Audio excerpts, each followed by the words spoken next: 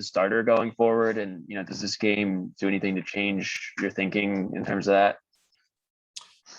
I think it's, Ken earned the starting job out of camp. Ken came out this week and had a great week of practice. Mike's done well in that role also, and I'm proud of Mike for that. Ken got hurt in the first half of this game. We got to get a feel for the extent of the injury, and so I don't feel it necessary right now to project who would be starting next week. I think we got to see what the extent of Ken's injury is, and I will say that I'm proud of both guys. I'm proud of the way Ken over 3 weeks, really a month, stayed engaged and prepared himself to come back. The way he battled in practice and really advanced his game this past week. And then obviously I'm very proud of the way Mike Wright prepared himself. Both guys need to prepare as the starter. And, Mike's a guy who's done a really nice job for us and didn't play in the first half and came out in the second half and strengthened the other 10 players on the field and did a nice job leading the offense. So I think that's where I would focus right now, just being, pleased with the way Mike finished the game. We're going to get a feel for what Ken's injury is, what the extent of it is, and we'll figure out the best way to be competitive next week as we go. Aria? Is there an injury or anything with Will Shepherd? So we had, up to 12 guys this week, late in the week, that came down with the flu. And so, unfortunately, Will was one of those guys that missed practice late in the week, missed a couple days. That's not something that we can control, but something that happens. And we look forward to him getting back healthy. And he was out there, he was available tonight, but just didn't feel like it was fair to him to throw him out there. And also, we had, Amir has had a really great the last few weeks, and had a nice week of preparation and felt like he was going to give us a great chance to be competitive tonight. And we're proud of Amir for the impact he had on the game. So Will Shepherd remains one of our most explosive weapons on offense, and we'll continue to use him as such. Just was sidelined with the flu this week and didn't feel like he had the opportunity to prepare to a level to play tonight. Chris? Yeah, Clark, 2 questions here. First, you said it affected about 12 guys with the flu. How many of them didn't play or maybe had their participation limited directly because of that? And can you give some names if you don't mind? Chris, just for the sake of, I'd rather not go into specific names, but I will tell you that two didn't dress. We had a couple of guys that early in the week that had the symptoms, but didn't actually test positive for the flu. That's where the 10 to 12 comes in, because we kind of started seeing it earlier in the week. It hit us harder, Wednesday, Thursday, Friday. We had a number of guys in the defensive secondary that battled through it. I'm proud of the way this team toughed through that. I mean, there were guys that were, counted on tonight for a lot of snaps that, laid in bed all day yesterday. So there's some toughness embedded in that we're proud of. I do think that in some ways, particularly early on where we were struggling tackling and closing some spaces on the perimeter on defense, I think missed time in preparation affects you. But again, I was proud of the way the guys battled, and I'm glad that we're through that bug. Second question there. Davion was down on the field for a bit. What's his status? How was he feeling after he got up and started coming off the field? Yeah, so won't go into specifics. We'll have an update on that on Tuesday. Need to get with the training staff to know the extent of the injury. I will say that he wasn't able to return, but he was on the sideline. I heard for Davian, he's a guy that's been, part of the heartbeat of this team from the start. And, when he hurts, we hurt, and it was hard to see him out there.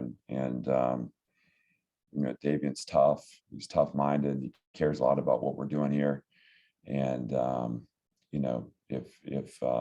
if he's able, I know he'll be back as soon as he can. He's a tough kid that wants to be out there with his teammates. But we'll have more on that on Tuesday. All right. What did you see out of Mike today when he did come in the second half? And also, how much notice did he have that he was going to have to be going in because of, Ken's injury? Well, everything in the game, it happens, quickly. So, we were aware that Ken was getting looked at halftime, and weren't sure the extent of that.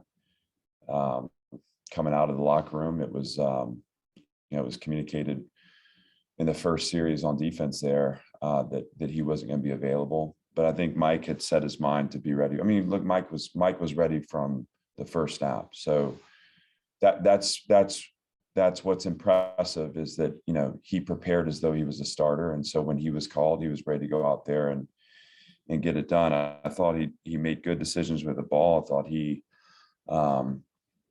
was able to strengthen the other 10 players on the field. He didn't take it all on his shoulders. He threw some balls into tight spaces and got completions, and also had a couple of touchdown passes too. So a lot there to build upon. And again, I just have a lot of respect for him for being ready when his number was called. Bobby? Clark, since you had the extra week to prepare and things, didn't go well in the first half, what didn't translate from that preparation specifically in the first 30 minutes of the game? Well, we weren't able on defense to get wins on first and second down. We knew that was going to be a big deal coming in. And some of that's going to be execution based. So some of that's going to be, when we were blitzing, the intensity, the twitch, the speed of our movements. I felt like Kentucky's offensive line did a nice job getting us cut out and getting a run game established. Some of that's going to be relative to closing spaces on the perimeter again. So, where our eyes are and how we eliminate access throws or throws into space. We had the drive there on offense where we got sacked, took a loss, and then we shanked a punt and gave them a short field. And I think it was two throws and touchdown. So explosive plays that hurt us. So, as far as, what we needed to do against Kentucky was win on first and second down to set up third downs. When we got them to third down, I thought we performed pretty well. Where they're really good is, they have a physical run game. They're good in their offensive line, and we allowed for them to get rhythm in the first half, and it made it hard on us. So that was disappointing. In terms of the offense, again, I think it's maybe we showed a little bit of rust coming out. We lost that disciplined play that had been kind of defined our offensive success when we've had it this season. And the pre-snap penalties hurt. We would get first down and turn around and be 1st and 15. We had plays called that were going to be chances for chunks, design chunks, and when you self-sabotage by false starting, just it hurts you. And then credit Kentucky for calling a pressure into a naked. And it's one where we just need to eat it probably, but we're not at the point as a program where we can have turnovers go for touchdowns and overcome that. And so I want to give Kentucky a lot of credit. Robbie, you ask about what happened in our extra week and why it didn't come to fruition. I think our coaches did a good job of identifying areas that we needed to be focused on. But we missed in the translation from the focus to the execution. And that is accountability across the board, starting with me, but also want to, credit Coach Stoops and his team for being ready and playing a good game and executing their plan at a high level. I vaguely remember, this would have been really early in the season, you saying that Amir not playing much was sort of a practice habits thing or something along those lines. Is that accurate? And what did he show, to maybe get back in the mix, the last couple of weeks? Yeah. So we take practice, and practice is important to us. We want to see the evidence of focus and execution and being in the right positions and making the plays. We're not going to leave it to chance and just assume that the play is going to be made on Saturday. Like that's not how we set our team up. And so, Amir has tightened down his preparation habits, and he's come out in the last 3 weeks and been a really dynamic player on the practice field. He's made plays on the ball. He's focused, and his attitude's been great. I mean, there's just so much growth there, outside of the game that, we felt really confident and comfortable with him on the field today. And obviously our quarterbacks felt confident and comfortable going to him with the ball. And that chemistry is built in preparation. And so these are, even our old players are still young players, they're still early in on their career. They're still growing and evolving. They're still growing and evolving in this program.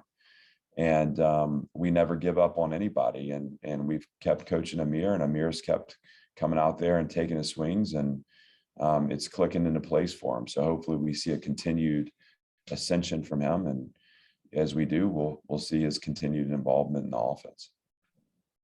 Good. Thanks so much for your time. Thank you.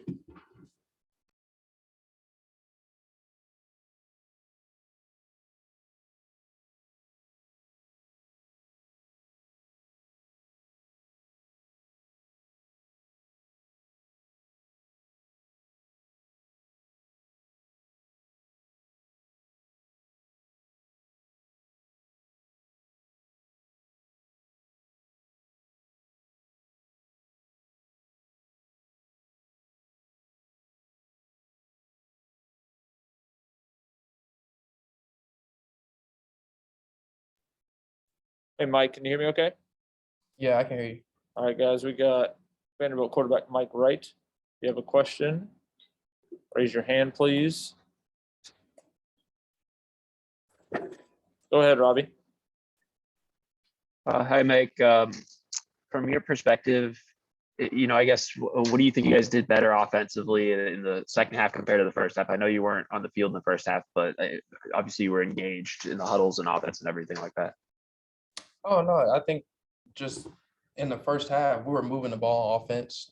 Nothing. I think what got us off schedule was ourselves. So just self-inflicted wounds. So I think in the second half, we just kind of cleaned it up and just focused on that. I mean, pre-snap penalties has nothing to do with the opposing team. That has to do with us. So I think, once we just kind of cleaned that up, we saw more positivity in the offense.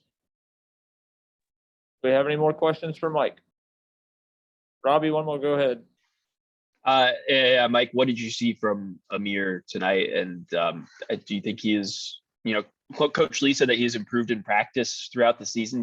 Have you seen that? Oh, no, yeah. I think Amir is a great player, and Amir is a great teammate. And, he's been practicing really well over these past 2 months. Just coming and watching extra film, and just his mentality over these past 2 months has really improved, and it's helped our team improve, as well. And so I'm proud of him. As a matter of fact, I'm proud of all of our seniors. I mean, today was an emotional night for them, so it became an emotional night for me. I'm very appreciative of all of them, and how they treated me ever since I stepped on this campus. I mean, I can't put into words how appreciative I am. So I know that was kind of an extension of your question, but I just had to make sure I said that too. Aria? What was kind of working for you on those 2 touchdown drives that you led in the second half? Oh no, I mean that's just the game plan. I mean that was the game plan. That was what we had going into it, and all it was just about us executing. I mean that's pretty much all it is. You just the receivers and the O line and running backs, they make my job easy. All I gotta do is just give it to them, and they'll make the play. And so just like those 2 touchdowns right there, Chris Pierce had an amazing catch. Amir had an amazing catch. The O line blocked amazing. So I mean it's just all about execution. That's just part of our game plan. Mike, that's all we got for you. Thanks, man. Thank you. I appreciate it.